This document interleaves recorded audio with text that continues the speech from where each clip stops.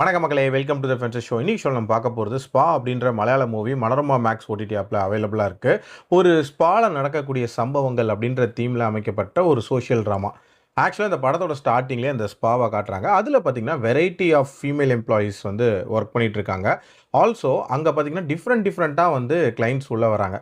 ஒருத்தர் பார்த்தீங்கன்னா பொயட்டா இருக்காரு, இன்னொருத்தர் வந்து ஒரு ஆக்டரா இருக்காரு, ஒரு பெயிண்டர் ஒருத்தர் இருக்காரு. அது மட்டும் இல்லாம ரொம்ப தப்பான இன்டென்ஷனோட வரக்கூடிய நபர்கள் அண்ட் ஒருத்தரையும் இவங்க எப்படி ஹேண்டில் பண்றாங்க அப்படின்ற மாதிரி தான் அந்த கதையை கொண்டு போயிருப்பாங்க. ஒரு ஸ்பாவை மையமா வச்சு சோஷியல் ட்ராமா அப்படின்னும் போது அங்க இருக்கக்கூடிய பெண்கள் எப்படி இந்த தொழிலுக்கு வந்தாங்க, ஸோ அவங்க வாழ்க்கையில நடந்த சம்பவங்கள், இது மாதிரியான சோக கதைகளை சொல்லுவாங்கன்னு நம்ம எதிர்பார்த்துட்டு இருக்கும்போது கம்ப்ளீட்லி ஆப்போசிட்டா ஒரு நார்மலா அந்த ஸ்பால நடக்கக்கூடிய நிகழ்வுகள் அப்படின்ற மாதிரி கொண்டு போயிருப்பாங்க. அதுலயும் அதுல வரக்கூடிய கஸ்டமர்ஸ் அவங்க பண்ணக்கூடிய சம்பவங்களை வச்சு ஒரு விதமான ஹியூமர் அண்ட் ஒரு விதமான இன்ட்ரெஸ்டிங் ஈவெண்ட்ஸ் அப்படின்ற மாதிரி கிரியேட் பண்ணியிருப்பாங்க.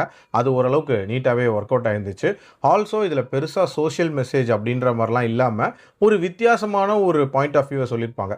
அதாவது அந்த ஸ்பால வேலை பார்க்கக்கூடிய பெண்களை வந்து ரொம்ப கேவலமாக பார்க்கக்கூடிய ஒரு சொசைட்டி அங்கே போகிறவங்களையோ இல்லை அங்கே போகணும்னு என்ன இருக்குது ஆனால் தைரியம் இல்லாதவங்களையோ பெருசாக தப்பாக பார்க்கறது இல்லைன்ற மாதிரியான ஒரு பாயிண்ட் ஆஃப் வியூவை வச்சுருப்பாங்க.